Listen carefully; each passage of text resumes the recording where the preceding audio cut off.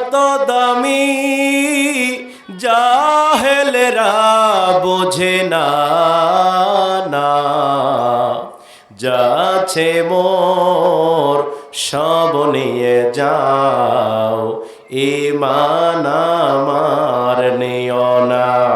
বালাগাল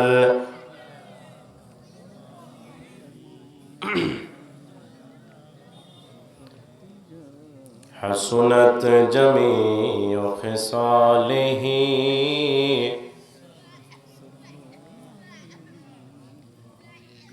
আরবের পরে মক্কার তরে যেথায় আমেনার ঘর, খোদার করুণায় কাউসার হয়ে ঝরছে বারংবার। বালাগাল উলা বিকামালিহি,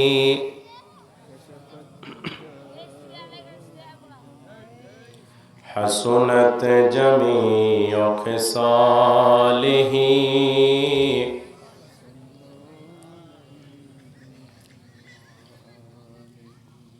বাংলাদেশের ঐতিহ্যবাহী দিনাজপুর জেলার হাকিমপুর থানার অন্তর্গত জমতন বাসমরী দারুল উলুম রহমানিয়া হাফিজিয়া কওমি মাদ্রাসার উদ্যোগে আয়োজিত একদিনব্যাপী বিরাট তাফসীরুল কোরআন মাহফিল 2024। আজকের এই মাহফিলে আল্লাহ সুবহানাহু ওয়া তাআলা যাকে সভাপতির আসনে কবুল করেছেন, জনাব ব্যারিস্টার সানি আব্দুল হক, অনেকগুলো পদবি দেওয়া আছে, অত্যন্ত সম্মানিত ব্যক্তি। আমরা তার জন্য কলিজা থেকে দোয়া করি, আল্লাহ পাক যেন তাকে ইসলামের জন্য, দ্বীনের জন্য, কোরআনের জন্য কবুল করে নেয়। সকলে বলি আল্লাহুম্মা আমিন। আজকের মাহফিলের সম্মানিত সহসভাপতি ডাক্তার মোহাম্মদ আব্দুল আহাদ, মাওলানা মোহাম্মদ নুরুল ইসলাম, জনাব মোহাম্মদ মনিরুজ্জামান মুনির, তিনজন সহসভাপতিত্ব করছেন। আমরা সকলের জন্য কলিজা থেকে দোয়া করি, আল্লাহ পাক যেন তাদেরকে ইসলামের জন্য, দ্বীনের জন্য, কোরআনের জন্য কবুল করে নেয়। সকলে বলে আল্লাহুম্মা আমিন। আজকের মাহফিলের সম্মানিত চিফ গেস্ট, প্রধান অতিথি জনাব মোহাম্মদ সাইফুল আলম, বিশিষ্ট ব্যবসায়ী, তিথি ইলেকট্রিক অ্যান্ড হার্ডওয়্যার, বড় মসজিদ সংলগ্ন ডুগডুগি হাট, ঘোড়াঘাট, দিনাজপুর। আমরা তার জন্য দোয়া করছি, আল্লাহ পাক যেন তাকে ওমরের মতো, হযরত ওসমানের মতো ইসলামের খেদমত করার তৌফিক দান করেন। সকলে বলি আল্লাহুম্মা আমিন। আজকের মাহফিলে বিশেষ অতিথি, আমন্ত্রিত অতিথি সহ আজকের মাহফিলে আমন্ত্রিত উলামায়ে কেরাম বিশেষ করে কথা বলে ধন্য করেছেন আজকের মাহফিলের তৃতীয় বক্তা হাফেজ মাওলানা রেদওয়ানুল হক ইসলাম, এবং আমার পরেই যিনি আলোচনা নিয়ে আসবেন আজকের মাহফিলের মধ্যমণি, প্রধান বক্তা, বিশিষ্ট আলেমে দ্বীন, সারা বাংলার জননন্দিত মুফাসসিরে কোরআন হযরত মাওলানা রাহমাতুল্লাহ আজাদি। আমরা সকলের জন্য কলিজা থেকে দোয়া করি, আল্লাহ পাক যেন সকল ভাইয়ের কণ্ঠকে সারা পৃথিবীর জন্য কবুল করে নেয়। সকলে বলি আমিন। আজকের মাহফিল উপস্থিত হয়েছেন বিভিন্ন জায়গা থেকে, বিভিন্ন এলাকা থেকে ছুটে আসা ইসলাম প্রিয়, দ্বীন প্রিয় তাওহীদি জনতা, পর্দার আড়ালে অবস্থানরতা অবলা, সরলা, সতী, সাধবী, আমার মা এবং বোনেরা, সকলের প্রতি আমার আন্তরিক মোবারকবাদ এবং ভক্তিপূর্ণ সালাম। আসসালামু আলাইকুম ওয়া রাহমাতুল্লাহি ওয়া বারাকাতুহু। আলোচনার সূচনাতে জানতে চাচ্ছি, দিনাজপুরবাসী কেমন আছেন আপনারা? আওয়াজ দিয়ে বলেন, কেমন আছেন আপনারা? আজকের এই গণজোয়ার প্রমাণ করে আগামীর বাংলাদেশ কোরআনের বাংলাদেশ। আজকের এই গণজোয়ার প্রমাণ করে আগামীর পৃথিবী কোরআনের পৃথিবী। আজকের এই গণজোয়ার প্রমাণ করে আগামীর বিশ্ব কোরআনের বিশ্ব। কোন নাস্তিকবাদীদের হাতে ক্ষমতা দেওয়া চলবে না। এই দেশ ইসলাম আর মুসলমানরা শাসন করবে। নাস্তিকরা পদে আসলে মুসলমান সুচ্চার আওয়াজ দিবে, ঠিক কিনা ধরে বলে। বাংলাদেশের মুসলমানদের টনক নড়েছে, কথা কোন ঠিক কিনা? যখন 16 বছর ধরে বাংলাদেশের মুসলমানদের উপর যখন নির্যাতন স্টিম রোলার চলেছে, বাংলাদেশের নিরীহ আলিমদেরকে, বাংলাদেশের মুফাসসিরদেরকে এক এক করে ধরে ধরে জেলের মধ্যে বন্দী করে ফাঁসির কাস্টে ঝুলিয়েছে, সেই স্বৈরাচার হাসিনা আজকে বাংলাদেশে থাকতে পারে নাই। বাংলাদেশে কোন আন্দোলন হয়েছে, কোন হাসিনার দোসররা এই বাংলাতে যদি মাথা চাড়া দেয় 16 কোটি মুসলমান জুতা পিটা করবে। রাজি আছেন কারা কারা? তো হাত তুলে আল্লাহকে দেখা দেয়। আপনারা কি ভয় পাচ্ছেন? ভয় পাচ্ছেন? ভয় পাওয়ার দিন আছে। বহু নির্যাতন করেছে তারা। কোরআনের মাহফিল আমরা হক কথা বলতে পারি নাই। কোরআনের হক কথাগুলো বললে নেতা সাহেব মাইক কেড়ে নেয়। কথা কন না? কোরআন থেকে সঠিক তাফসীর করলে নেতা সাহেব থানাতে ফোন দেয়। কথা কন না কেন? কম নির্যাতন করেছে? যেই দেশে কিংবদন্তি একজন আলেম 50 বছর কোরআন বুকে নিয়ে সারা পৃথিবীতে কোরআনের তাফসীর করেছেন মুফাসসির শহীদ আল্লামা দেলোয়ার হোসাইন সাইদি। কথা কন না কেন? 50 বছর কোরআন বুকে নিয়ে সারা পৃথিবীতে কোরআনের বাণী প্রচার করেছে, কোরআন থেকে তাফসীর করেছেন। যেই মানুষটার কপালে কাবা ঘরের ইমাম চুমু খেয়েছে, সেই মুফাসসিরকেও তারা ছাড় দেয়নি। 13 বছর জেলের মধ্যে বন্দী করে বিনা চিকিৎসায় আল্লামা সাইদিকে হত্যা করা হয়েছে। ও বাংলাদেশের মুসলমান, যে আল্লামা সাইদির তাফসীর থেকে জাতিকে তোমরা মাহরুম করেছো, এই কোটি কোটি জনতা আল্লামা সাইদির তাফসীর শোনার জন্য কলিজা হাহাকার করে। কথা বলেন ঠিক কিনা? আজকে দেশ স্বাধীন হলো, সবাই এক এক করে জেল থেকে মুক্তি পেল।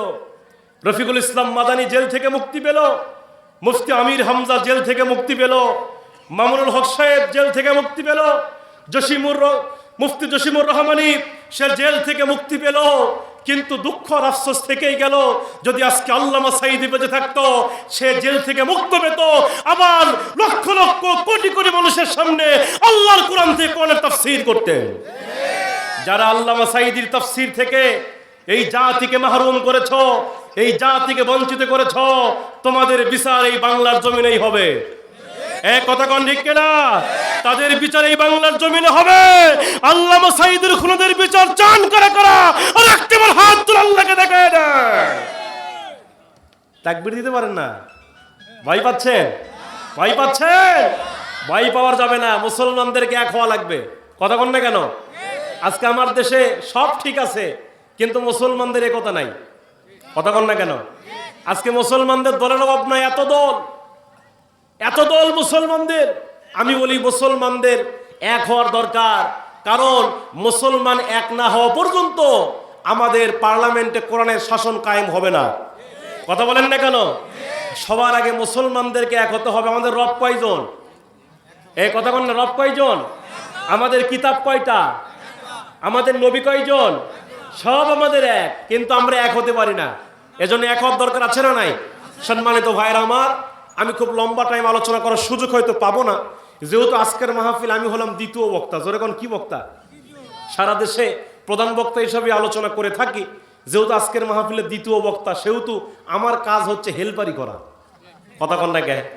হেল্পারি করা। দেখবেন দিনাজপুর থেকে বগুড়াতে যে গাড়িগুলো যায়, দেখবেন ড্রাইভার আসার আধা ঘন্টা আগ থেকে হেল্পার সাহেব খেলে চিল্লাচ্ছে বগুড়া বগুড়া বগুড়া। কথা কন না কে? এরকম হেল্পার সাহেব চিল্লাই কিনা? দেখবেন যখন সিটে সিটে প্যাসেঞ্জার বুক হয়ে যায়, এবার ড্রাইভার সাহেব হেল্পারকে এখন করছে তুই এখন সাইড দে, আমি এখন টিয়ারিং ধরবার চাই। এই কথা কন না কেন? তো আজকের মাহফিলে আমি হলাম দ্বিতীয় বক্তা, আমার কাজ হলো হেল্পারি করা, তাহলে লোক জড়ো করা। লোক একটু জড়ো হয়ে গেলে প্রধান বক্তা আসে ড্রাইভারের ভূমিকা পালন করবে। এ কথা কন না ঘা? এই জন্য যেহেতু দ্বিতীয় বক্তা, সেহেতু সময় কম, অনেক দায়িত্ব দিছে আমার উপরে। সুতরাং আমি সরাসরি কোরআন থেকে আপনাদের সামনে আলোচনা করতে চাই। শুনতে রাজি আছেন তো? লিল্লাহে তাকবীর, লিল্লাহে তাকবীর। সম্মানিত ভাইরা আমার, এই কিতাব নাজিল করেছেন কে? জোরে বলেন। এই কোরআনে কোনো ভেজাল আছে? কোনো সন্দেহ আছে? সন্দেহ নাই। পৃথিবীতে সব কিছুর মধ্যে ভেজাল পাওয়া যাচ্ছে, সব কিছুর মধ্যে। আলুর মধ্যে ভেজাল, সারের মধ্যে ভেজাল, সবজির মধ্যে ভেজাল। পৃথিবীতে প্রায় এমন মানুষ পৃথিবীতে দেখতে পাচ্ছি, মানুষদের মধ্যেও ভেজাল সৃষ্টি হয়ে গেছে। কথা বল না কেন? কিন্তু পৃথিবীতে একটি মাত্র গ্রন্থ, একটি মাত্র কিতাব যার মধ্যে কোনো ভেজাল নাই, সেই কিতাবের নাম কি? জোরে বলেন। এই পৃথিবীতে বহু কিতাব আছে, গীতা আছে, মহাভারত আছে, ত্রিপিটক আছে, বাইবেল আছে, ওল্ড টেস্টামেন্ট আছে, নিউ টেস্টামেন্ট আছে, বহু কিতাব পৃথিবীতে আছে। কিন্তু এই কিতাবের মধ্যে ভেজাল আছে, ভুল আছে। কিন্তু এই কোরআন আল্লাহ পাক নাজিল করার শুরুতেই জানিয়ে দিলেন, যালিকাল কিতাব, আমি এমন একটা কিতাব নাজিল করেছি, লা রাইবা ফি, দেয়ার ইজ নো ডাউট, ভুল তো দূরের কথা, এই কোরআনুল কারীমের ভিতরে বিন্দু পরিমাণ সন্দেহের অবকাশ নাই। কার কথা? রব্বুল আলামিন বলছেন সুন্দর করে, যালিকাল কিতাবু লা রাইবা ফীহি হুদাল লিল মুত্তাকিন।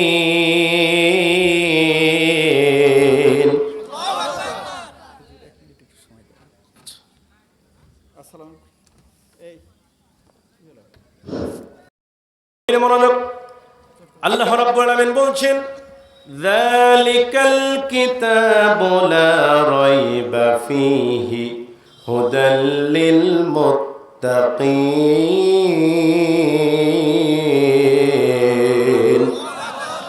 আল্লাহ রাব্বুল আলামিন বলছেন সূরাতুল বাকারা, আল্লাহ রাব্বুল আলামিন বলছেন, দুনিয়ার মানুষ, এমন একটা কোরআন নাজিল করলাম, এমন একটা কিতাব নাজিল করলাম, যেই কোরআনুল কারীমের ভিতরে ভেজাল তো দূরের কথা, যেই কোরআনুল কারীমের ভিতরে বিন্দু পরিমাণ সন্দেহ নাই। আমার মুসলমান ভাইয়ের, এখানে আল্লাহ শেষ করে নাই।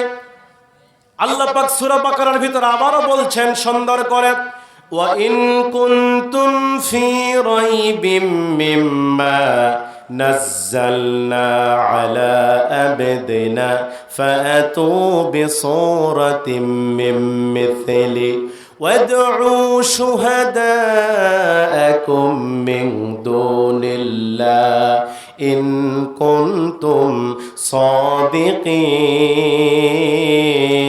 সাদিকিন।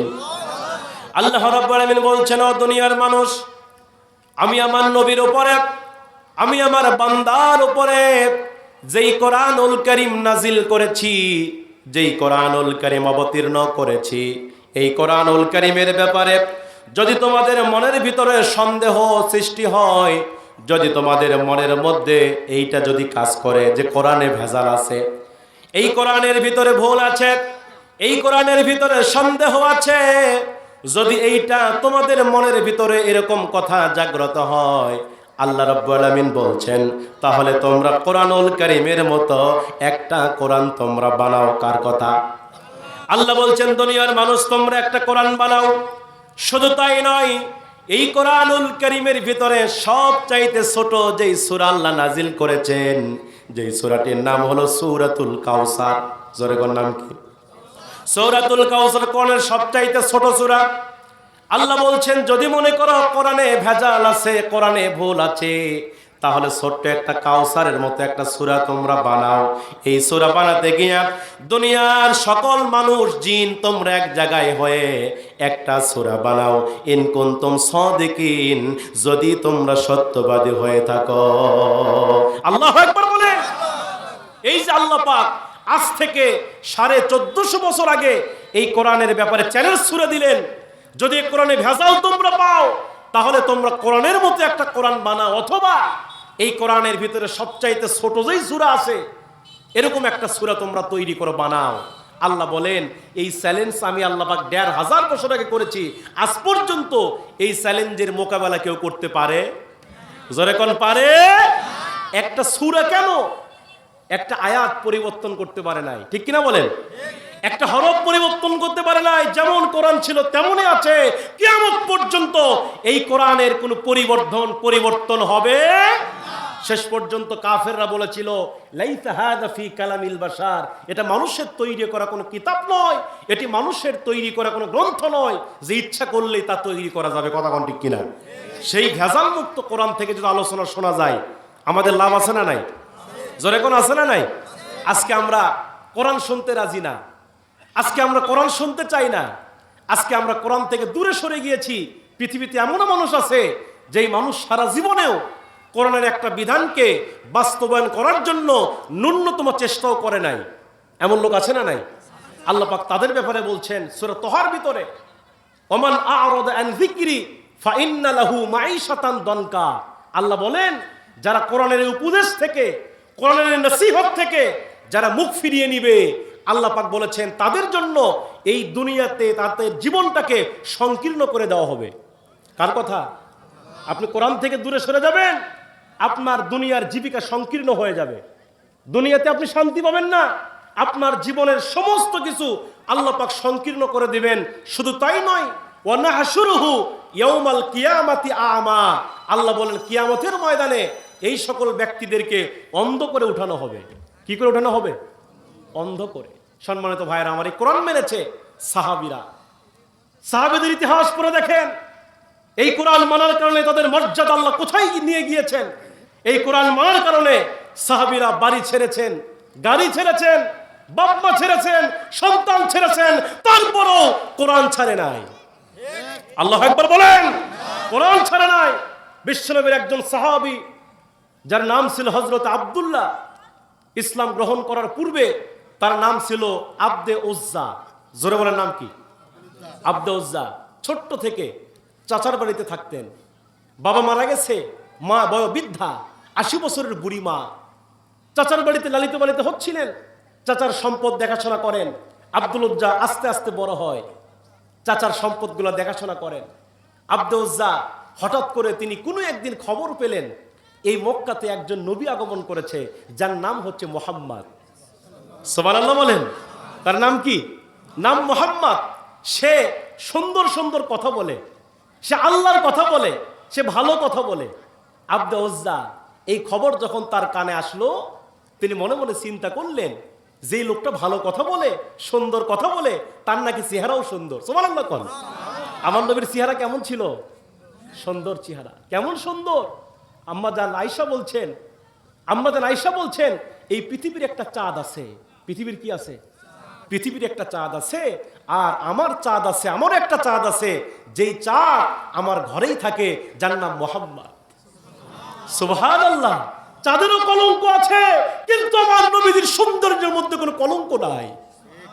তাফসীর খুলে দেখেন, হযরত ইউসুফ আলাইহিস সালাম, তৎকালীন সময়ে বিশ্ব সুন্দর ছিল ইউসুফ, যার চেহারা এত সুন্দর ছিল। তৎকালীন সময়ের বিশ্ব সুন্দরী ছিল জুলাইখা। নাম কি? জুলাইখা। তিনি ইউসুফকে দেখার পরে ইউসুফ আলাইহিস সালাতু ওয়াস সালামের প্রেমে পাগল হয়ে গেলেন, তার সৌন্দর্যে পাগল হয়ে গেলেন। এই খবর যখন এলাকার মধ্যে প্রচার হয়ে গেল, তখন জুলাইখার দাসীরা বললেন, ও জুলাইখা, তুমি কি পাগল হয়ে গেছো? ও জুলাইখা, তুমি কি পাগল হয়ে গেছো? সাধারণ একজন ইউসুফের প্রেমে তুমি পাগল হয়ে গেছো, আর তোমাকে পাওয়ার জন্য এই মিশরের হাজার হাজার যুবকরা তোমার পিছনে ঘুরতেছে। কি এমন সৌন্দর্য ইউসুফের মধ্যে আছে যে যাকে দেখে তুমি পাগল হয়ে গেছো? জুলাইখা বলছে, দাসীরা, এটা আমি তোমাদেরকে বলে বোঝাতে পারবো না। আগামীকালকে আমার বাড়িতে আসো, ইউসুফকে তোমরা দেখো। আল্লাহু আকবার করো। এবার জুলাইখার ৫ জন দাসীকে জুলাইখা দাওয়াত করলেন। ৫ জন দাসী জুলাইখার বাড়িতে গেলে ৫ জন দাসীকে বসতে দিলেন, হাতে চাকু দিলেন আর একটা লেবু দিলেন। এবার জুলাইখা বললেন, ইউসুফকে তোমাদের সামনে হাজির করব, ইউসুফের চেহারা দেখবে আর লেবুগুলো কাটবে। ইউসুফ আলাইহিস সালাতু ওয়াস সালামকে এবার সামনে হাজির করা হলো। ইউসুফ নবীকে সামনে হাজির করবার পরে এবার জুলাইখার দাসীরা ইউসুফের চেহারার দিকে তাকায়া চোখের পলক আর ফালাইতে পারে না। এত সুন্দর নবী আল্লাহ দান করেছেন, ইউসুফের ভিতরে এত সৌন্দর্য আল্লাহ ঢেলে দিয়েছেন। ইউসুফকে দেখার পরে জুলাইখার দাসীরা চোখের পলক ফালাতে পারে না। হাতের লেবু কাটতে দিয়েছে, লেবু কাটা বাদ দিয়ে হাতের আঙ্গুল কেটে টপ টপ করে রক্ত পড়তেছে, ১ সেকেন্ডের জন্য তারা টের পায় নাই। বুখারীর বর্ণনা, আম্মা জান আয়েশা বলছেন যেই জুলাইখার দাসীরা ইউসুফকে দেখার পরে, তার সৌন্দর্য দেখার পরে, তারা হাতের লেবু কাটা বাদ দিয়া হাত কেটে রক্ত পড়েছে, তারপরেও তারা টের পায় নাই।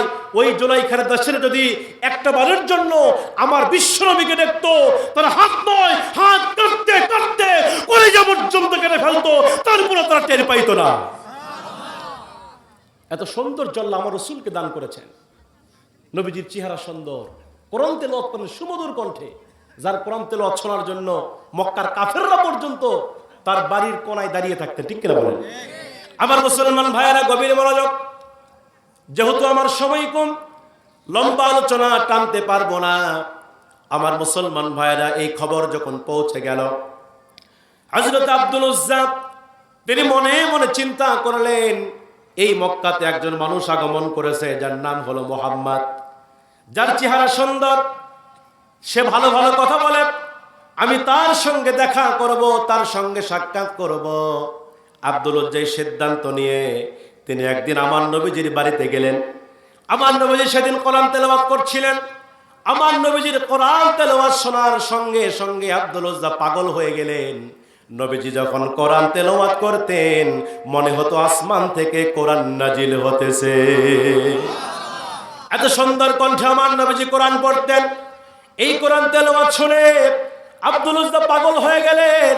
নবীর কাছে গিয়া বলছেন, নবী গো, আপনার হাতটা বাড়ায় দেন, আমি আপনার হাতে হাত দিয়া এই মুহূর্তে কালেমা পড়ে মুসলমান হতে চাই।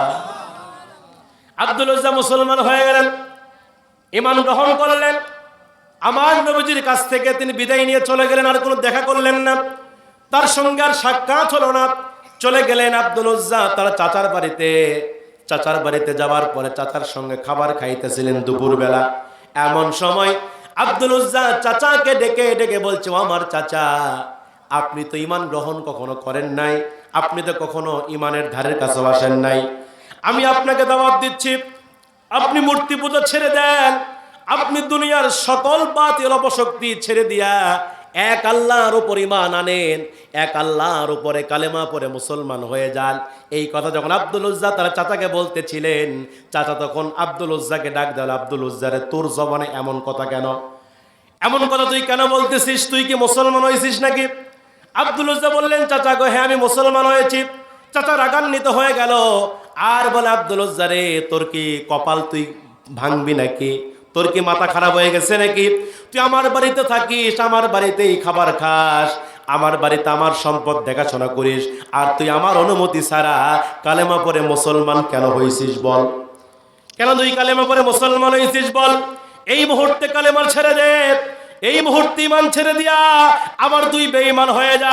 এই কথা যখন চাচা বলতেছিল, আব্দুল উজ্জা ডাক দা বলতেন, চাচা গো, যেই কালেমা আমি একবার পড়ে নিয়েছি, যেই কালেমা আমি একবার পড়েছি, ও চাচা আমি আপনারে শোনায় দে, আমি আমার জীবনটা দিতে রাজি আছি, কিন্তু যেই কালেমা একবার পড়েছি ওই কালেমা আমি ছাড়তে রাজি না।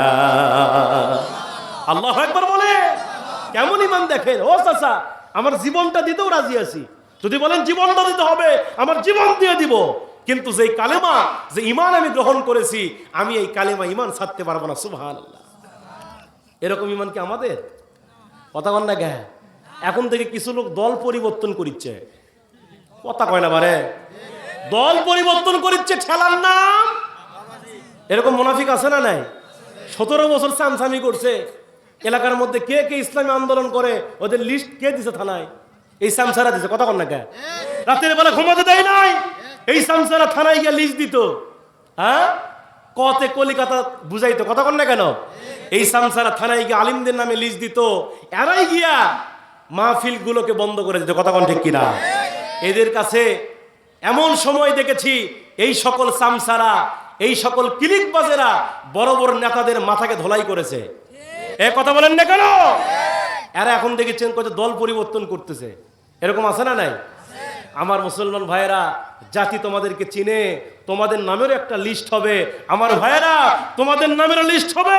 কোন আলিম তোমার জানাজার নামাজ পড়াবে না, যদি জানাজাও হয় সেটা হবে ওযু ছাড়া। এ কথা কোন না কে? বাংলাদেশের এক নাস্তিক আপনারা দেখেন নাই? গত কয়েক বছর আগে মারা গেছে। ওটা কে ভাই? কয় নাম্বার? সম্মানিত ভাইয়েরা আমার, বাংলাদেশের একজন নাস্তিক কবি শামসুর রহমান, নাম শোনেন নাই? এ কথা কোন নাম শোনেন নাই? এই নাস্তিক মুয়াজ্জিন যখন আযান দিত, এই নাস্তিক তখন কি বলতো জানেন? হে কাকের জাতেরা, তোরা কাক কাক কর, তোদের কাক কাক আওয়াজ ভালো লাগে, মুয়াজ্জিন সাহেবের আযান আবার ভালো লাগে না। নাউজুবিল্লাহ কবেন না আপনারা? মুয়াজ্জিন যখন আযান দিত, নাস্তিক বলতো, পতিতা যেমন খরিদ্দারদেরকে ডাকে, এই মুয়াজ্জিন পতিতাদের মতো আহ্বান করে। নাউজুবিল্লাহ বলবেন না? এই নাস্তিক যখন মারা যায়, মারা যাওয়ার পরে নাস্তিকের লাশ নিয়ে আসা হলো। স্থানীয় জন ইমাম সাহেব ছিলেন, তার কাছে লোকজন গেলেন, গিয়া বললেন, হুজুর আপনাকে জানাজার নামাজ পড়ার লাগবে। হুজুর তখন মনে মনে চিন্তা করলেন, যেই লোকটা সারা জীবন কোরআনের বিরুদ্ধে কথা বলেছে, আজানের বিরুদ্ধে কথা বলেছে, আমি একজন মসজিদের ইমাম হয়ে তার জানাজার নামাজ কেমনে পড়াবো? মজ্জিন সাহেব, ইমাম সাহেব তখন মনে মনে চিন্তা করতেছে, এর জানাজা আমি পড়াবো না, আমি একটু হেকমত প্রয়োগ করব। কি হেকমত? এবার ইমাম সাহেব বলতে, দেখেন ও আমার দেশের জনগণ, আমার ভাইয়েরা, আমার কয়েকদিন ধরে এমন একটা সমস্যা হচ্ছে, সেই সমস্যার কারণে আমি জানাজার নামাজ পড়াতে পারবো না। বলে, হুজুর কি সমস্যা? বলতেছে, দেখেন কয়েকদিন ধরে আমার ওযু থাকতেছে না। কি থাকতেছে না? মানে ওযু করলে আমার ওযু চলে যায়। এবার লোকজন বলতেছে, হুজুর আপনার সমস্যা তো মারাত্মক, তো আপনার দিয়ে কাজ হবে না, আপনার মজ্জিন সাহেবও জ্ঞান দেন। ইমাম সাহেব তখন, মজ্জিন সাহেব কাছে আসো। মজ্জিন সাহেব কাছে গেলেন। এবার বলতেছে, মজ্জিন সাহেব যাও জানাজার নামাজ পড়াও। মজ্জিন তখন বলতেছে, হুজুর এই লোকটা সারা জীবন আজানের বিরুদ্ধে কথা বলেছে, আজানকে পতিতাদের ডাকের সঙ্গে তুলনা করেছে, এই নাস্তিকের জানাজা আমি একজন মজ্জিন হয়ে কেমনে পড়াবো? আমি যাব না। মজ্জিন সাহেব যাবেন না, তাকে জোর করে টেনে নিয়ে যাওয়া হলো। মজ্জিন সাহেব বাধ্য হয়ে নাস্তিকের জানাজা পড়ালেন। জানাজার নামাজ পড়ানোর পরে কয়েকজন আলিম এসে মজ্জিনকে শক্ত করে ধরলেন আর বললেন, হে মজ্জিন, আপনি এত বড় মসজিদের মজ্জিন হয়ে এই নাস্তিকের জানাজা আপনি কেন পড়ালেন জানতে চাই।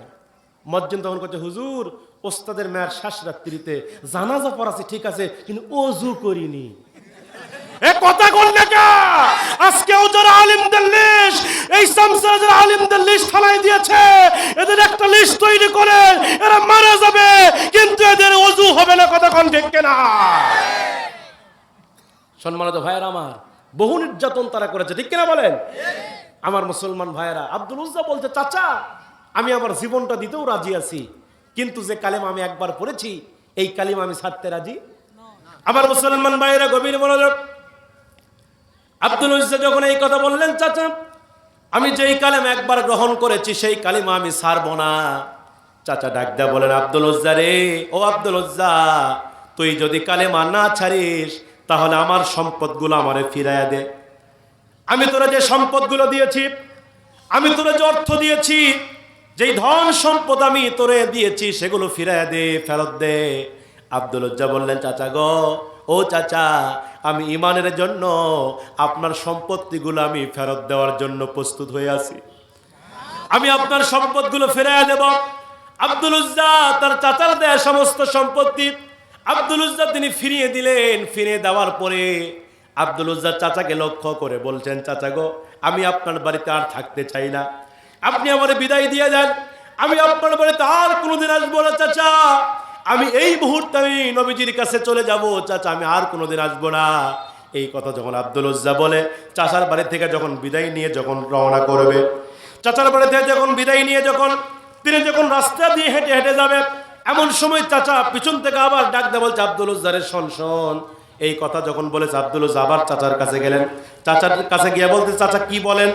আমি তো আপনার কাছ থেকে বিদায় নিলাম, আপনি আবার কি বলেন, কেন ডাকেন? এবার চাচা ডাক দেয়া বলছে, আব্দুল উজ্জারে, তুই যে পরনে যে পোশাক পরে আছিস, এই পোশাকটাও কিন্তু আমার টাকার, এই পোশাকটা আমি তোরে কিনে দিয়েছি। ও আব্দুল উজ্জা রে, তুই যদি কালেমা না ছাড়িস, ঈমান যদি না ছাড়িস, এই মুহূর্তে তোর পরনের পোশাকটা আমার সামনে খুলে দিতে হবে। আব্দুল উজ্জা বেকায়দার মধ্যে পড়ে গেল, চিন্তার মধ্যে পড়ে গেলেন, আমি কি করব? আব্দুল উজ্জা মনে মনে চিন্তা করলেন আর বলতে, চাচা গো, আমি তো 20 বছরের যুবক ছেলে, আমি আমার পরনের পোশাক কেমনে খুলব? আমার পোশাকটা কেমনে খুলে আপনার যে উলঙ্গ হওয়া? ও চাচা, আমি তো যুবক মানুষ। চাচা ডাক দেয়া বলছে, আব্দুল উজ্জা আমি তোর কোনো কথা শুনবো না, যদি ঈমান না ছাড়িস তাহলে এই মুহূর্তে তুই পোশাকটা খুলে দে। আব্দুল উজ্জাকে যখন ঈমান এইরকম যখন প্রেসার দেওয়া হলো, আব্দুল উজ্জা বললেন, চাচা গো, ও চাচা, আমি ঈমানের জন্য আমার পরনের পোশাক খুলতে রাজি আছি, কিন্তু ঈমান ছাড়তে রাজি নাই। আল্লাহু আকবার বলেন। ঈমানের পাওয়ার দেখেন, ঈমানের শক্তি দেখেন, ঈমান কারে বলে দেখেন, সাহাবীদের জীবন থেকে দেখেন। আব্দুল উজ্জা বলতেন, চাচা গো, ঈমানের জন্য, কালেমার জন্য আমার পোশাক খুলতে রাজি আছি, কিন্তু চাচা আমি কালেমা ছাড়তে রাজি নাই। আব্দুল উজ্জা যুবক মানুষ, 20 বছরের যুবক ছেলে, টকবগা যুবক, পরনের লুঙ্গি খুলে দিলেন, জামা খুলে দিলেন, উলঙ্গ অবস্থায় আব্দুল উজ্জা চলে গেলেন মায়ের বাড়িতে। মা গরিব মানুষ, 80 বছরের বৃদ্ধ মহিলা। বাড়িতে গিয়ে আব্দুল উজ্জা মায়ের দরজা ঠক ঠক করলেন। মা ভিতর থেকে দরজা খুলে দিলেন। দরজা খুলে দিয়ে দেখে আব্দুল উজ্জা 20 বছরের যুবক ছেলে উলঙ্গ অবস্থায় দাঁড়িয়ে আছে। মা দুইটা চক্ষু বন্ধ করলেন। মা দুইটা চক্ষু বন্ধ করে বলছে, বাবা আব্দুল উজ্জা রে, এই অবস্থা তোর কি করে হলো? আব্দুল উজ্জা বলছেন, মা গো, দুঃখের কথা আর বলো না। ও মা, আমি নবীজির হাতে হাত দিয়া কালেমা পড়ার কারণে, ঈমান গ্রহণ করার কারণে, ও মা, আমার চাচা আমার সব সম্পদ ফিরিয়ে দিছে।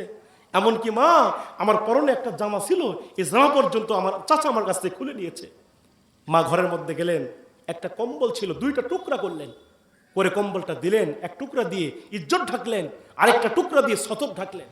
ঠিক আব্দুল উজ্জা বলছেন, মা গো, আমি আর তোমার বাড়িতেও থাকতে চাই না, আমার বিদায় দাও, আমি এই মুহূর্তে বিশ্বনবীর দরবারে যেতে চাই। সুবহানাল্লাহ। আব্দুল উজ্জা 1 পা 2 পা করতে করতে চলে গেলেন। উস্কো খুস্কো মাথার চুল, মলিন মাখা চেহারা নিয়া আব্দুল উজ্জা 1 পা 2 পা করতে করতে নবীজির দরবারে গেলেন। আমার রসুলের কাছে গিয়া রসুলকে সালাম দিলেন, আসসালামু আলাইকা ইয়া রাসূলুল্লাহ। নবীকে সালাম দেওয়ার পর রসুল সালামের জবাব দিলেন, আর বলছেন, তুমি কে? বলে, ইয়া রাসূলুল্লাহ, আমি আব্দুল উজ্জা, আপনি আমার চিনেন নাই? আমার নাম আব্দুল উজ্জা। নবীজি বলছেন, তুমি কি মুসলমান হয়েছ? আব্দুল উজ্জা বলেন, হ্যাঁ রসুল, আমি আপনার হাতে হাত দিয়া ঈমান গ্রহণ করেছিলাম। নবীজি বলছে, তাহলে তোমার নাম আজ থেকে আব্দুল উজ্জা নয়, আজ থেকে তোমার নাম আমি রেখে দিলাম আব্দুল্লাহ। সুবহানাল্লাহ বলেন। নবীজি তার নাম পরিবর্তন করে দিলেন আব্দুল উজ্জা। এই উজ্জাটা হচ্ছে ওই সময়ে দেবদেবীর নামের সঙ্গে মিলিয়ে নাম রাখা হতো লাত, মানাত, উজ্জা। নবীজি বলছেন, তুমি তো যেহেতু মুসলমান হয়েছ, আজ থেকে আমি তোমার নাম রেখে দিলাম আব্দুল্লাহ। কারণ আল্লাহ পাকের কাছে সবচাইতে 2টা নাম বেশি প্রিয়, তার একটি হচ্ছে আব্দুল্লাহ আর একটি হচ্ছে আব্দুর রহমান। আমি তোমার নাম রেখে দিলাম আব্দুল্লাহ। এবার আব্দুল্লাহর এই নামটা রেখার পরে নবীজি আমার বলছে, আব্দুল্লাহ, তুমি তো মুসলমান হয়েছে, কোরআন তেলাওয়াত শিখো, তুমি কোরআন তেলাওয়াত করবে। আর তোমার কি বাড়িঘর আছে? বলে, রসুল, আমার বাড়িঘর নাই। তোমার টাকা পয়সা কিছুই নাই, বিয়ে করছো? বলে, রসুল, আমি বিয়েও করি নাই। নবীজি বলছে, তাহলে তুমি আজ থেকে আসহাবে সুফফায় থাকবে। আল্লাহু আকবার বলেন। আসহাবে সুফফায় থাকবে আর কোরআন তেলাওয়াত করবে। নবীজি এই কথা বলার পরে তাকে আসহাবে সুফফায় রেখে দিলেন। রাত্রি যখন গভীর হয়, সমস্ত সাহাবীরা ঘুমিয়ে যায়। রাত্রি যখন গভীর হয়ে যায়, সমস্ত সাহাবীরা ঘুমায় যায়, কিন্তু নবীজির সাহাবী হযরত আব্দুল্লাহ, নব মুসলিম সাহাবী আব্দুল্লাহর চোখের মধ্যে কোনো ঘুম নাই। হযরত আব্দুল্লাহ তিনি রাত্রি বেলায়, সাহাবীরা যখন ঘুমিয়ে যায়, এই আব্দুল্লাহ রাতের আধারে তিনি আল্লাহর কোরআন তেলাওয়াত করে। এত জোরে জোরে আল্লাহর কোরআন তেলাওয়াত করে। কোরআন তেলাওয়াতের তো স্পিরিট পাওয়ার। এই কোরআন তেলাওয়াতের আওয়াজে অন্যান্য সাহাবীদের ঘুম আসে না। সাহাবীদের কানে যখন কোরআন তেলাওয়াতের আওয়াজ যায়, অন্যান্য সাহাবীরা রাত্রি বেলাতে ঘুমাতে পারে না। আসহাবে সুফফার কোন সাহাবীরা ঘুমাইতে পারে না। এইভাবে তিনি কয়েকদিন এইভাবে রাত্রি বেলায় জোরে জোরে কোরআন তেলাওয়াত করে, আর সাহাবীদের ঘুমগুলো নষ্ট হয়ে যায়। এইভাবে কয়েকদিন যাওয়ার পরে এই সাহাবীরা বিশ্বনবীর কাছে গেলেন।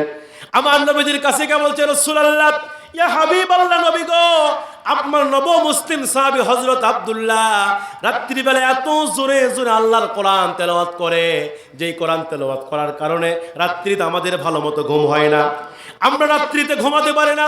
আপনি একটু আব্দুল্লাহকে আস্তে আস্তে করে কোরআন তেলাওয়াত করতে বলবেন, যাতে করে আমরা রাত্রি বেলাতে ঘুমাতে পারি।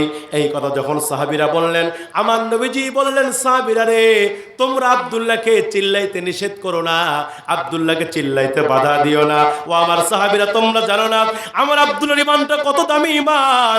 আমার আব্দুল্লাহ ঈমান গ্রহণ করার কারণে আমার আব্দুল্লাহ তার সমস্ত সম্পদ ফিরিয়ে দিয়েছে। এমনকি আমার আব্দুল্লাহ ঈমান গ্রহণ করার কারণে আমার আব্দুল্লাহ তার পরনের পোশাক পর্যন্ত খুলে দিতে হয়েছে। আল্লাহু আকবার। ও আমার সাহাবীরা, আব্দুল্লাহকে তোমরা চিল্লাইতে মানা করো না। এই কথা যখন নবীজি আমার সাহাবায়ে কেরামকে বললেন, আমার মুসলমান ভাইয়েরা সংক্ষিপ্ত আকারে বলতেছি, কিছুদিনের ভিতর আল্লাহ রাসূল তাবুক যুদ্ধের ডাক দিলেন। সাহাবায়ে কেরামকে লক্ষ্য করে বললেন, ও আমার সাহাবীরা, এই মুহূর্তে তাবুক যুদ্ধের দামামা বেজে গিয়েছে, তোমাদের 2টা জিনিস প্রস্তুত করা। আল্লাহ পাক কোরআনে সুন্দর করে বলছেন, ইন্নাল্লাহা আশতারা মিনাল মুমিনিনা আনফুসাহুম ওয়া আমওয়ালাহুম বিআন্না লাহুমুল জান্নাহ। আল্লাহু আকবার। আল্লাহ পাক বলছেন সূরা তাওবার ভিতরে, আমি মুমিনদের কাছ থেকে 2টা জিনিস কিনে নিয়েছি। আল্লাহ বলছেন মুমিনদের কাছ থেকে জান এবং মাল কিনে নিয়েছি। আমরা বললাম আল্লাহ আপনি আমাদের জান মাল কিনে নিলেন, আর আপনি আমাদেরকে কি দিবেন? আল্লাহ ডাকতে বলে, ও গোলাম, তোমাদের জান মাল আমারে দিবা, আর আমি আল্লাহ তোমাদেরকে জান্নাত দেব। আল্লাহু আকবার বলে। তাহলে এই জান মাল যদি আমরা আল্লাহকে দিই, আল্লাহ আমাদেরকে কি দিবেন? ইন্নাল্লাহা আশতারা মিনাল মুমিনিনা, আল্লাহ বলছেন মুমিনদের কাছ থেকে কিনে নিয়েছি আমওয়ালাকুম আনফুসাকুম, মুমিনদের জান এবং মাল, বিআন্না লাহুমুল জান্নাহ, বিনিময়ে আল্লাহ আমাদেরকে কি দিবেন? জোরে কোন?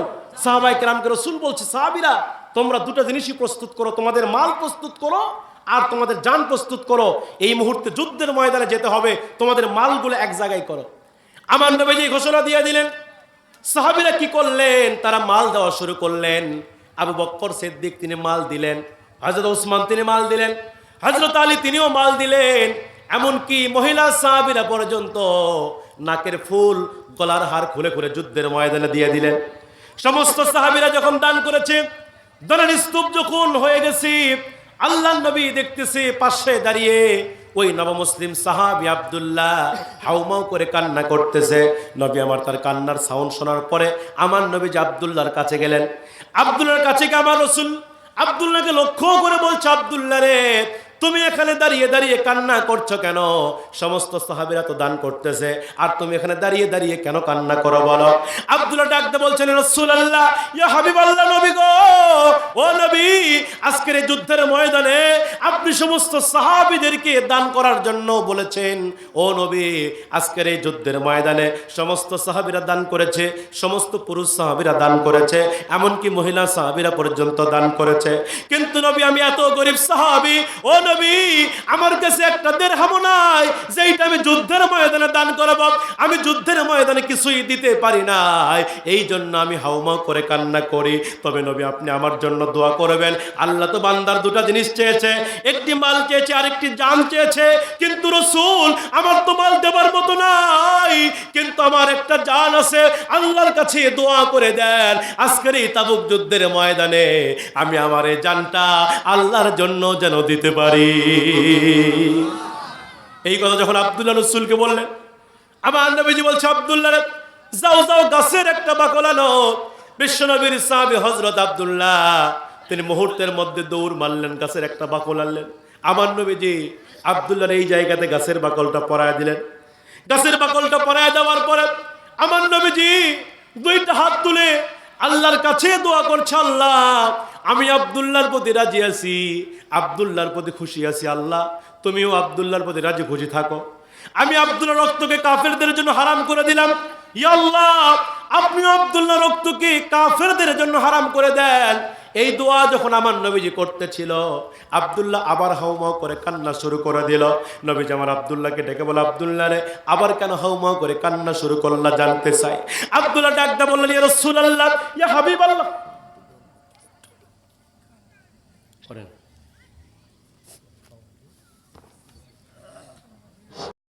على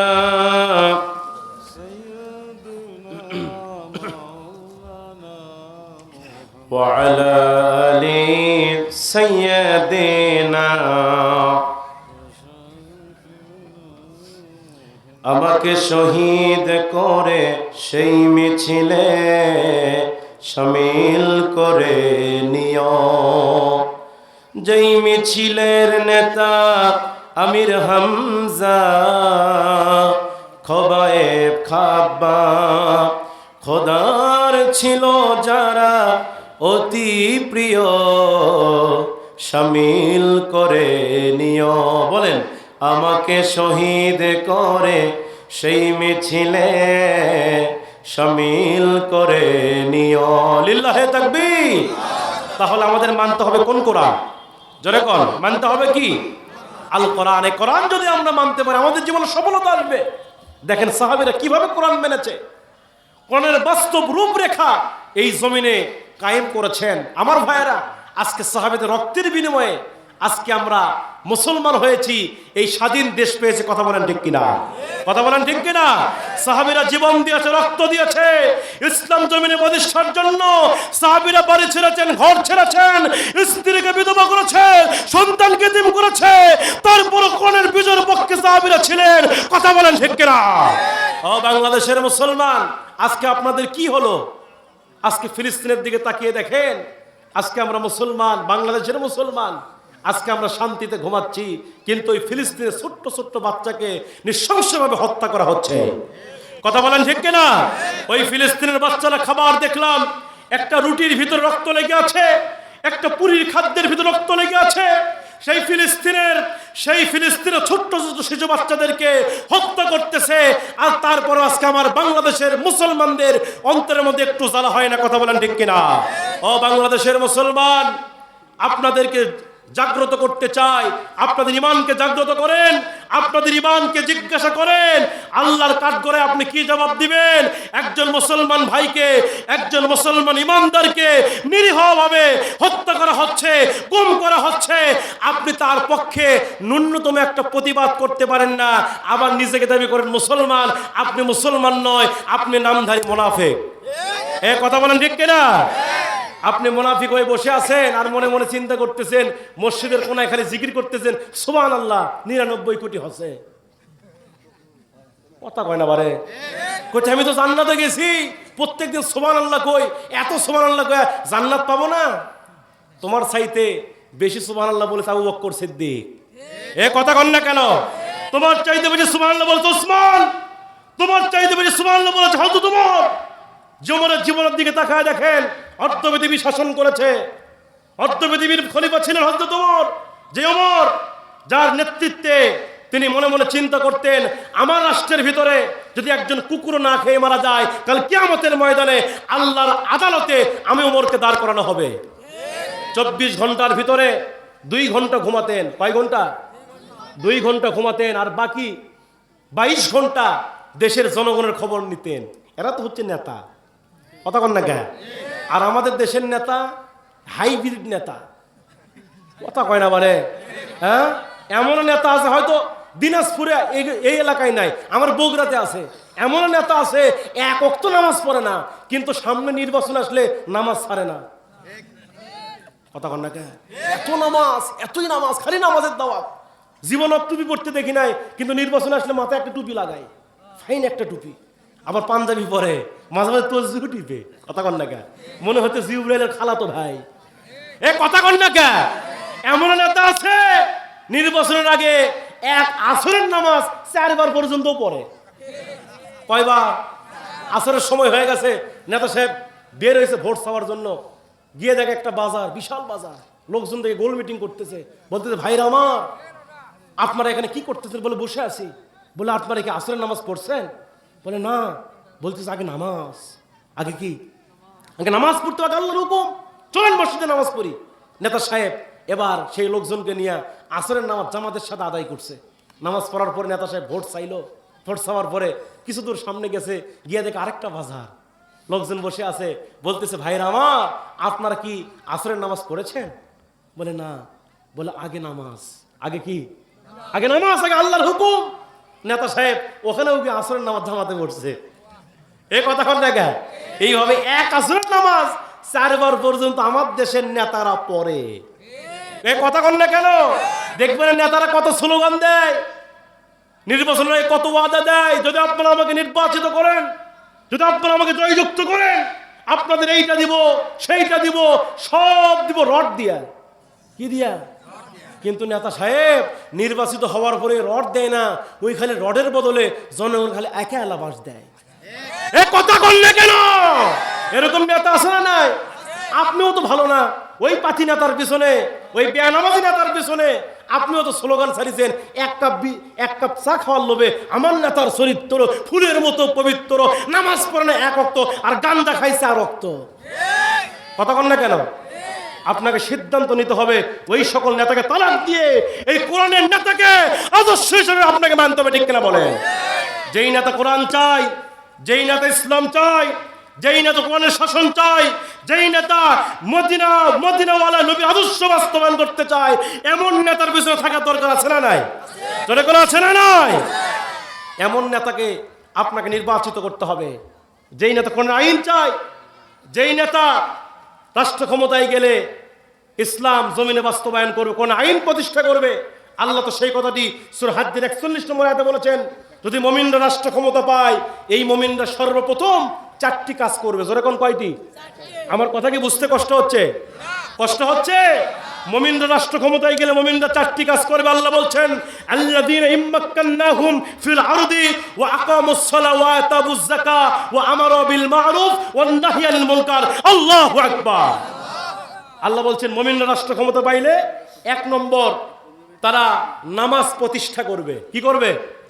এই দেশের ভিতরে, সমাজের ভিতরে কি প্রতিষ্ঠা করবে? আজকে আমার বাংলাদেশে নামাজীর সংখ্যা বেশি না বেনামাজির সংখ্যা বেশি? কথা কন না কে? দেখবেন যারা নামাজ পড়ে না ওদের মশানি বেশি। কথা কন না কে? আমার এলাকায় এক তো নামাজ পড়ে না, ওই বুকের বোতাম খালি খুলে দিয়ে ঘরে, আবার হুজুর দিল, হুজুর আমি নামাজ না বলে কি হবে, আমার ইমান ঠিক আছে। এরকম বাটপার আছে না নাই? যেরকম আছে না নাই? রাসূল কি বলছে? যার নামাজ নাই তার কোনো ইমান, যার নামাজ নাই তার ইমান নাই। এই সকল ব্যক্তিরা নামাজ পড়ে না, কিন্তু আবার মাঝে মাঝে বলে ইমান ঠিক আছে। দেখবেন এরাই কিন্তু বেনামাজি, খালি জুমার দিনে যায়, জুমার দিনে সবার শেষে গিয়া সবার আগে বের হয়। কথা কন না কেন?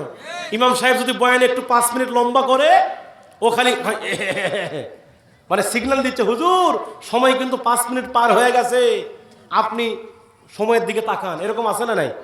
এরকম আছে না নাই? সবার শেষে গিয়া সবার আগে মসজিদ থেকে বের হয়ে সেরা স্যান্ডেল নিয়ে নতুন স্যান্ডেল নিয়ে বিদায় হয়। যেদিন ধরা খায় কইছে হুজুর বদল হচ্ছে, কে নতুনটাই বদল হয়। কথা কন না কেন? এমন বাটপার আছে না নাই? আমার মুসলমান ভাইরা, এই জন্য আসুন কোরআনের দিকে আসেন। এ কোরআন যদি আপনার জীবনে থাকে, এ কোরআন যদি আপনার সমাজে থাকে, এ কোরআন যদি আপনার রাষ্ট্রে থাকে, তাহলে কোনো জায়গায় অশান্তি থাকবে।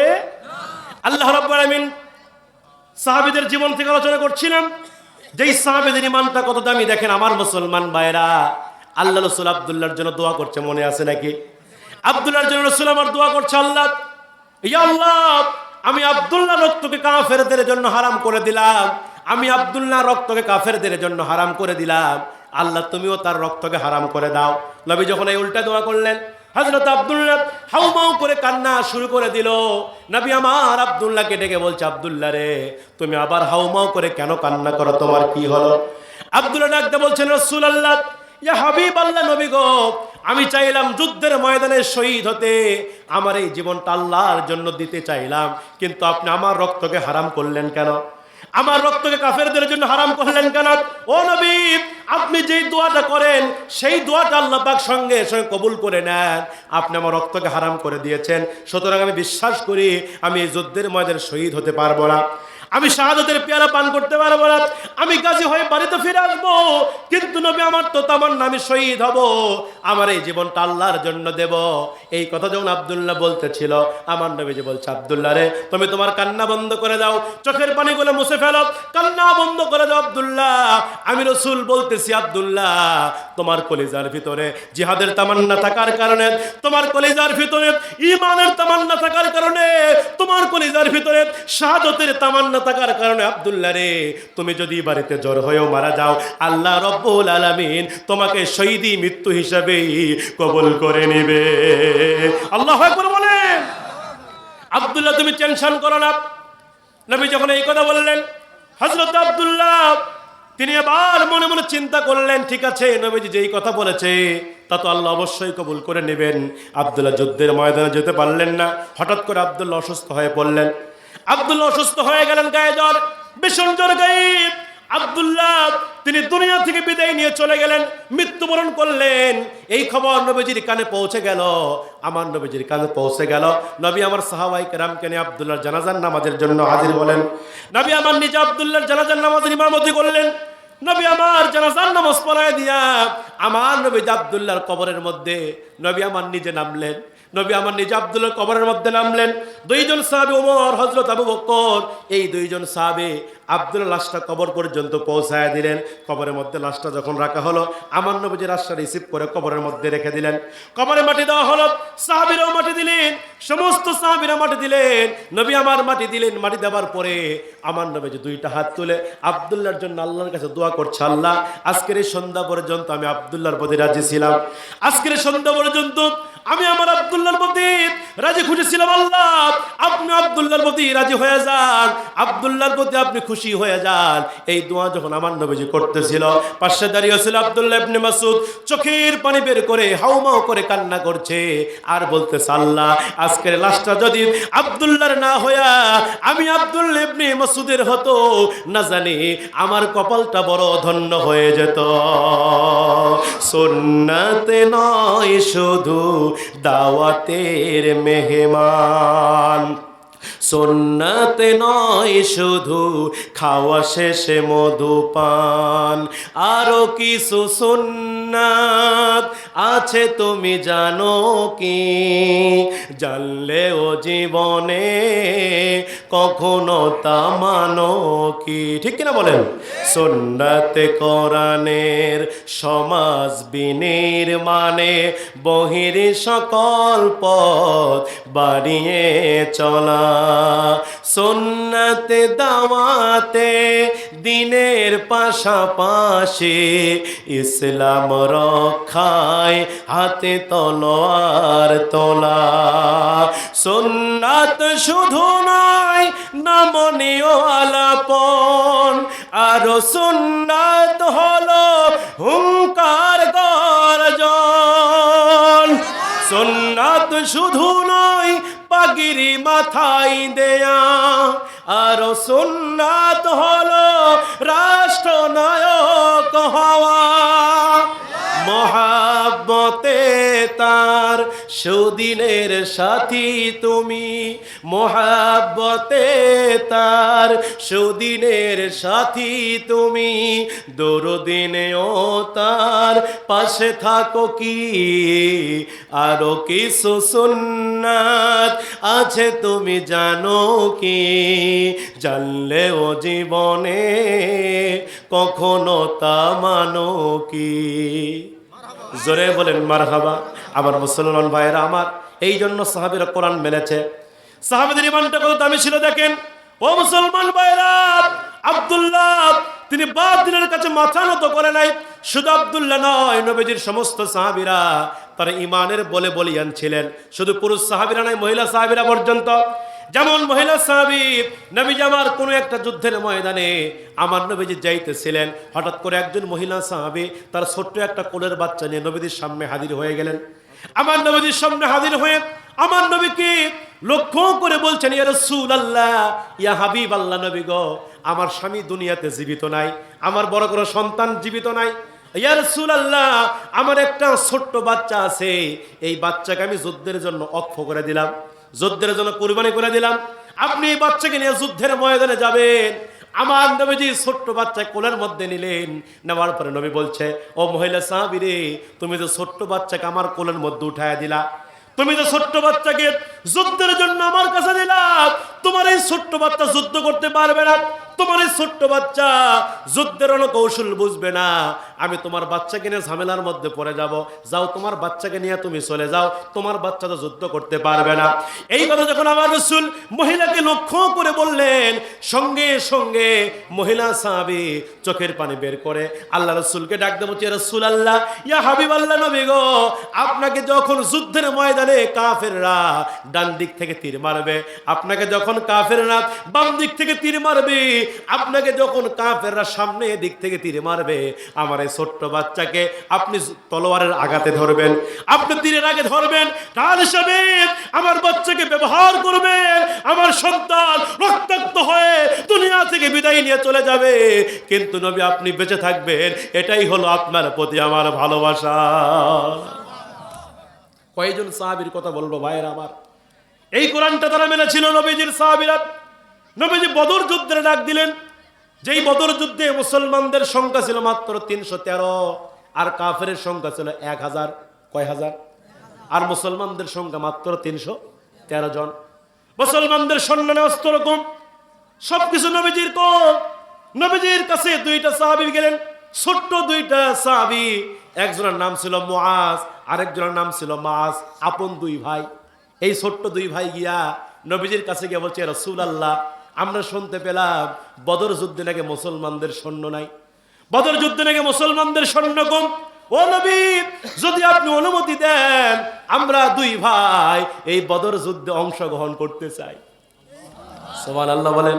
নবী আমার ডাকতে বলছে, ও মুআজ আর মুআজ, তোমরা তো ছোট্ট মানুষ, তোমরা তো যুদ্ধ করতে পারবা না, কারণ যুদ্ধ করতে গেলে শরীরের শক্তির দরকার হয়, যুদ্ধ করতে গেলে শক্তি লাগে, যুদ্ধ করতে গেলে অস্ত্র চালাতে হয়, কিন্তু তোমরা ছোট মানুষ, তোমরা যুদ্ধ করতে পারবা না, তোমরা চলে যাও, বাড়িতে চলে যাও।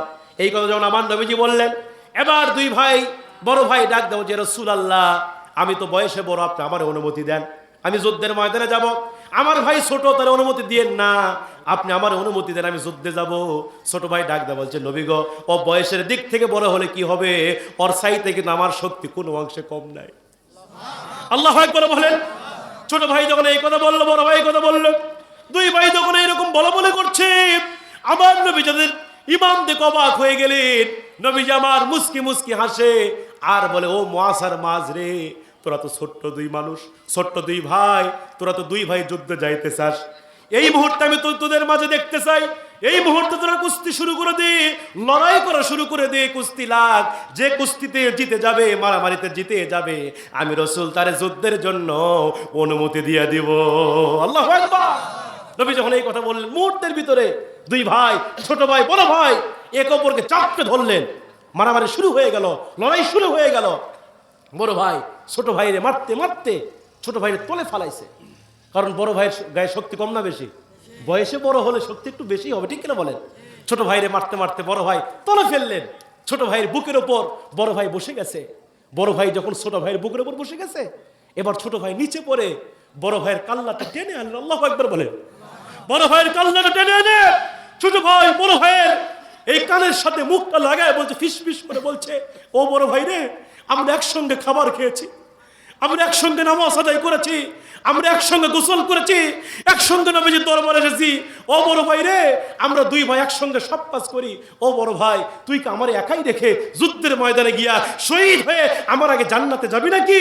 বড় ভাই রে, তুমি তোমার শক্তিটাকে হালকা করে দাও, আমি তোমার বুকের উপরে এই মুহূর্তে উঠে বিশ্বনবীকে দেখা দিতে চাই, আমিও তোমার চাইতে কোনো অংশে শক্তিতে কম নই।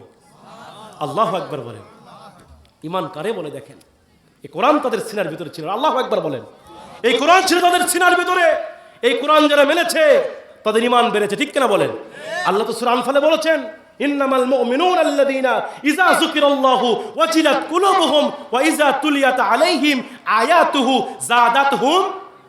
কার কথা? এ কথা কোন কার কথা?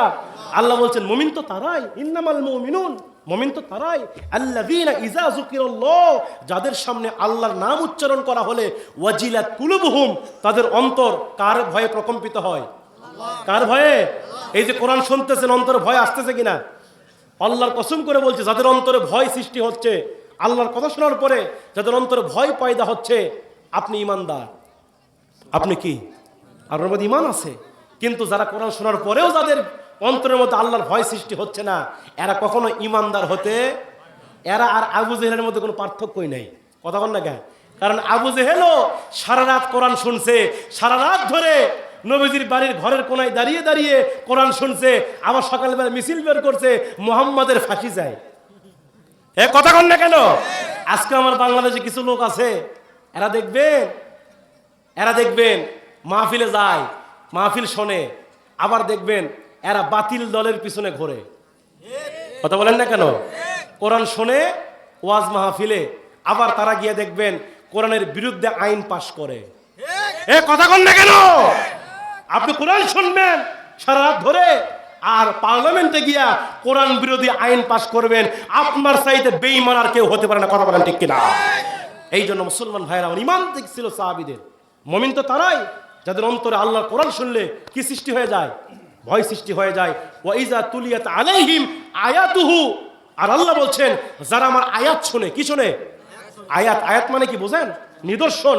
আল্লাহর নিদর্শন, আসমানের কথা, জমিনের কথা, চন্দ্রের কথা, সূর্যের কথা, আল্লাহর নিদর্শনের কথা শুনলে যাদাতুহুম ঈমানা, মুমিনদের ঈমান বেড়ে যায়। ওয়া আলা রাব্বিহিম ইয়াতাওয়াক্কালুন, আর মুমিনরা কেবলমাত্র একমাত্র ভরসা করে কার উপরে? যারা এখন কার উপরে? আচ্ছা বলেন তো, আমাদের জানমালের মালিক কে? আমাদের জানমাল কে দিয়েছে? সম্পদ কে দিয়েছে? সম্মানিত ভাইয়েরা আমার, সাহাবীরা তারা আল্লাহর জন্য জান দিয়েছে, মাল দিয়েছে। ও মুসলমান ভাইয়েরা, এজন্য আপনাদেরকেও প্রতিজ্ঞাবদ্ধ হতে হবে, আমার এই জীবন, আমার এই সম্পদ, আমার যা কিছু, এটা আমার কিছুই নয়, সব আল্লাহর জন্য। কার জন্য? আল্লাহ তো বলেছে, নবীকে শিখিয়ে দিয়েছেন, নবী আপনি বলে দেন, কুলিন্না সলাতি ওয়া নুসুকি ওয়া মাহইয়ায়া ওয়া মামাতি লিল্লাহি রাব্বিল। নবী আপনি বলেন, নিশ্চয় আমার নামাজ, আমার কুরবানি, আমার দুনিয়াতে বেঁচে থাকা, আমার মরে যাওয়া সবকিছু কার জন্য? কার জন্য? আমার নিজের বলতে কিচ্ছু নাই। আমি কার জন্য? আজকে আপনি মরে গেলে, আপনি 3 তলা 5 তলা বাড়ি করেছেন, ওই ঘরের মধ্যে আপনাকে আর উঠানো হবে না। কতক্ষণ না কেন? আপনি মরে গেলে আপনার দুনিয়ার সব থেকে যাবে, আপনাকে কেউ ঘরের মধ্যে উঠাবে না। যে স্ত্রী আপনাকে স্যার একটা রাত ঘুমাতে পারে না, ওই স্ত্রী আপনাকে আর ঘরে তুলবে না। যে সন্তান, যে ছেলে, যে মেয়ে আপনাকে স্যার থাকতে পারে না, ওই ছেলে মেয়ে আপনার লাশ আটকাবে না। যেই বন্ধু আপনারা স্যার থাকতে পারে না, ওই বন্ধু এসে আর বলবে না, আব্দুল্লাহ কই তুমি, ও মোবারক ভাই, মোবারক বন্ধু কই তুমি। বন্ধু এসে বলবে, লাশ কই। কতক্ষণ না কেন? কি বলবে? আমি লাশ, আপনি লাশ, এখান থেকে আমি বাড়িতে যাইতে পারবো কিনা? আপনি আজকের মাহফিল থেকে বাড়িতে যাইতে পারবেন কিনা, এর কোনো গ্যারান্টি আছে? গ্যারান্টি আছে? সুতরাং ভাইরা আমার, আমাদের সম্পদ, আমাদের জান মাল আল্লাহর জন্য। আজকের মাহফিল কার জন্য করা হচ্ছে? কার জন্য? আল্লাহর জন্য। সম্মানিত ভাইরা আমার, আজকের মাহফিলে হাফিজে মাদ্রাসার মাহফিল, এতিমখানা মাদ্রাসার মাহফিল। আমার ভাইরা, আজকের মাহফিল আপনারা জান মাল যে যতটুকু পারেন আল্লাহকে খুশি করার জন্য, যদি আপনার সম্পদের কিছু অংশ, সব দিতে বলছি না, আপনি 10 লাখ টাকার মালিক, আমি বলতেছি না, যদি আপনাদের সম্পদের কিছু অংশ যদি আল্লাহ রাস্তায় আপনি যদি দিয়ে শরীক হন আল্লাহকে খুশি করার জন্য, আচ্ছা বলেন তো, আপনাদের সম্পদ কি কমে যাবে? এ কথা বলেন, কমে যাবে? কমবে না। এই জন্য আমি দেখতে চাই কোন আল্লাহর বান্দা আছে যে হুজুর আমি 50,000 টাকা আল্লাহর জন্য দিতে